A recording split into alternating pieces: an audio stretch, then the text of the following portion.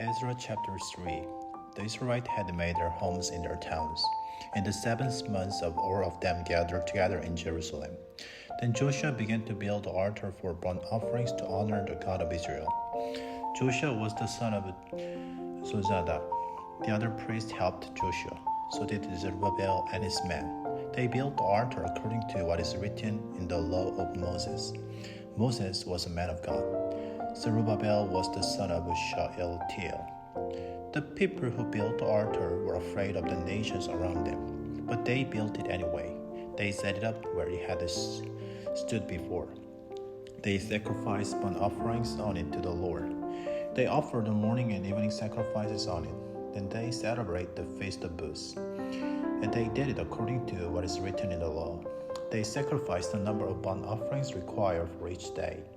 After they celebrate the Feast of Booths, they sacrificed the regular burnt offerings. They offered the new moon sacrifices.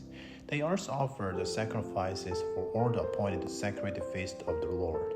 And they sacrificed the offerings the people chose to give him. On the first day of the 7th month, they began to offer a burnt offering to the Lord. They did it even though the foundation of the Lord's temple had not been laid yet. The people gave money to those who worked with the stone and those who worked with wood. They gave food and drink and olive oil to the people of Sidon and Tyre. Then those people brought cedar logs down from Lebanon to the Mediterranean Sea. They ferried them down to Joppa. Cyrus, the king of Persia, authorized them to do it. It was the 2nd month of the 2nd year after they had arrived at the house of God in Jerusalem. Zerubbabel, the son of Shealtiel, began the work. Joshua, the son of Jozadak, helped him. So did everyone else. That included the priests and Levites. It also included the rest of those who had returned to Jerusalem. They had been prisoners in the land of Babylon.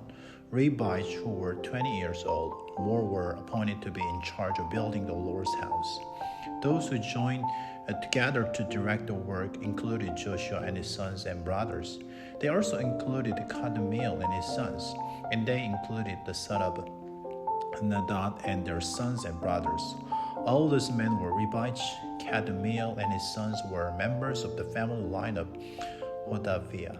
The builders laid the foundation of the Lord's temple. Then the priests came. They were wearing their special clothes. They brought their trumpets with them. The Levites who belonged to the family line of Asaph also came. They brought their cymbals with them. The priests and Levites took their places to praise the Lord. They did everything just as King David had required them to. They sang to the Lord. They praised him. They gave thanks to him. They said, "The Lord is good. His faithful love to Israel continues forever." All the people gave a loud shout.